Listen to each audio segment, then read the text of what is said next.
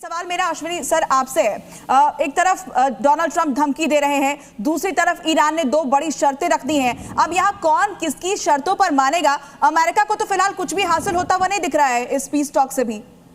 देखो, दो तीन बातें हैं इसमें बड़ी इंपॉर्टेंट। एक तो सच्चाई है कि जो हिजबुल्लाह है वो बहुत करीब है ईरान के, क्योंकि ईरान की प्रॉक्सी हैं ये हिजबुल्लाह और हौती रेबल और हमास। अगर आप देखें जब 28 फरवरी से लड़ाई स्टार्ट हुई थी तो 2-3 मार्च से ही हिजबुल्लाह आ गया था लड़ाई के अंदर। उसने बोला था अगर अमेरिका ईरान पे हमला करता है तो हिजबुल्लाह ईरान की मदद के लिए आएगा। तो अगर ईरान की मदद के लिए हिजबुल्लाह आया है तो फिर ईरान उसको छोड़ नहीं सकता। इसलिए ये सच्चाई है कि अगर ये पीस टॉक्स नहीं चल पाएंगी, अगर इजराइल हिजबुल्लाह पे हमला करता रहा, ये अलग बात है। कहीं ना कहीं बातचीत हो रही है कि लेबनान और इजराइल के बीच में भी कहीं ना कहीं अमेरिका में बातचीत चलेगी मंडे से, मगर ये एक सबसे बड़ा स्टिकिंग पॉइंट है। और दूसरा ये जो सच्चाई है कि न्यूक्लियर वेपन के बारे में बात होगी। जी सर, बिल्कुल सर, डील फ्रीजिंग है, उसी को लेकर चर्चा हो रही है। यूएस ईरान वार्ता पर बड़ी जानकारी इस समय सर मिल रही है। प्रॉक्सिमिटी फॉर्मेट में ये बैठक होने जा रही है।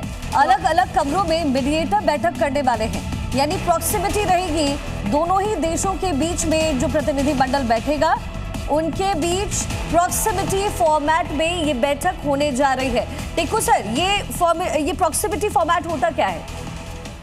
देखिए, मैं तो ये सोच रहा था कि अगर हम एज ए न्यूट्रल ऑब्जर्वर इसको देखते हैं, इस वार्ता की सबसे बड़ी उपलब्धि होगी अगर अमेरिकन और ईरानियन आपस में आमने सामने बैठकर बात करेंगे। हाँ। लेकिन जो आप अभी बता रहे हैं कि ये प्रॉक्सिमेट बात होगी, मतलब वो एक कमरे में होंगे, वो अपनी बात मीडिएटर को बताएंगे, मीडिएटर जाकर अमेरिका को बताएगा, अमेरिका जाकर, तो डायरेक्ट बातचीत नहीं हो रही है। तो कोई इसमें मुझे लगता है जो उपलब्धि होनी थी वो नहीं हुई। पहली बात तो ये है।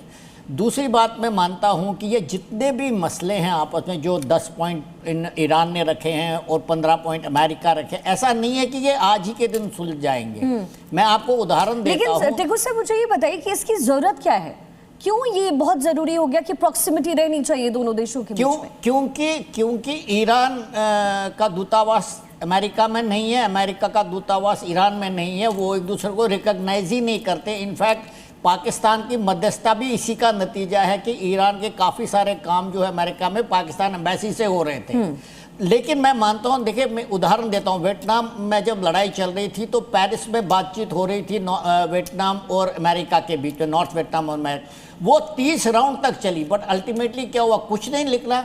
फिर अल्टीमेटली अमेरिका को टेट ऑफेंसिव में हार हुई और वो भाग गए। तो ये वार्ता भी ऐसी ही चलती रहेगी। इसके दो वजह, पहला, चाइना ने ईरान के ऊपर काफ़ी सारा दबाव डाला कि आप जाकर बातचीत में हिस्सा लीजिए।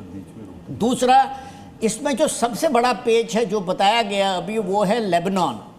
मैं मानता हूं कि अमेरिका भी इजराइल के ऊपर दबाव डालेगा, लेकिन संभावना 70% ये है कि इजराइल बात नहीं मानेगा और वहां जंग चलती रहेगी। इस दौरान मुझे लगता है कि कहीं ये सब मिलकर इजराइल को आइसोलेट न करें, ऐसा भी हो सकता है, क्योंकि दुनिया में जो आर्थिक संकट पैदा हुआ तेल की वजह से, न चाइना चाहेगा। सर, देखिए एक बड़ी खबर सामने आ रही है। सर, आपको रोकना चाहूंगी मैं। ईरान के डेलीगेशन का नाम मिनाब 168 रखा गया है। ईरानी विमान में बच्चों की तस्वीरें भी लगाई गई है। विमान की सीटों पर स्कूल बैग और तस्वीरें लगाई गई हैं। इजराइल यूएस हमले में मारे गए थे 168 बच्चे, और गालिब बाब के विमान में ये बच्चों की तस्वीरें देखिए। ये देखिए, ये संदेश है जो लेकर के गालिब बाब ने वहां पहुंचे हैं वो इस्लामाबाद। विमान में बच्चों की तस्वीरें दिख रही है।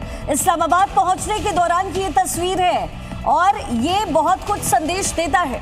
यूके देवनाथ सर, इसी तस्वीर पर आपका रिएक्शन चाहूंगी। ईरान एक तरीके से संदेश दे रहा है, 168 बच्चों की मौत हुई थी, मिनाब उस लड़की का नाम भी जिसे रखा गया है। क्या मैसेजिंग अमेरिका और इजराइल को देने की कोशिश? डेफिनेटली ईरान कोशिश कर रहा है और सक्सेस भी उसको मिल रही है कि दुनिया को दिखाए कि अमेरिका और इजराइल ने जो बमबारी की है उसमें बहुत तादाद पर बच्चे मारे जा रहे हैं, बूढ़े भी मारे जा रहे हैं, बीमार लोग भी मारे जा रहे हैं। देखिए, स्कूल में जब हमला हुआ था तो स्कूल की बच्चियां स्कूल में थी, 168 बच्चियां मारी गई। अगर मैं आपको बताता हूं, ऐसा अगर किसी भी पश्चिमी देश के ऊपर हो जाता तो मैं कहता हूं उसके बाद तो बादल क्या, एटम बम फूट जाते। लेकिन क्योंकि ईरान है, क्योंकि गज़ा है, गज़ा में भी आप देखिए 72,000 लोगों की मौत हुई है। और मोसाद कह रही है कि 12,000 उसमें से जो हैं वो हमास के लड़ाके, तो बाकी 60,000 उनके ओन एडमिशन से सिविलियंस हैं।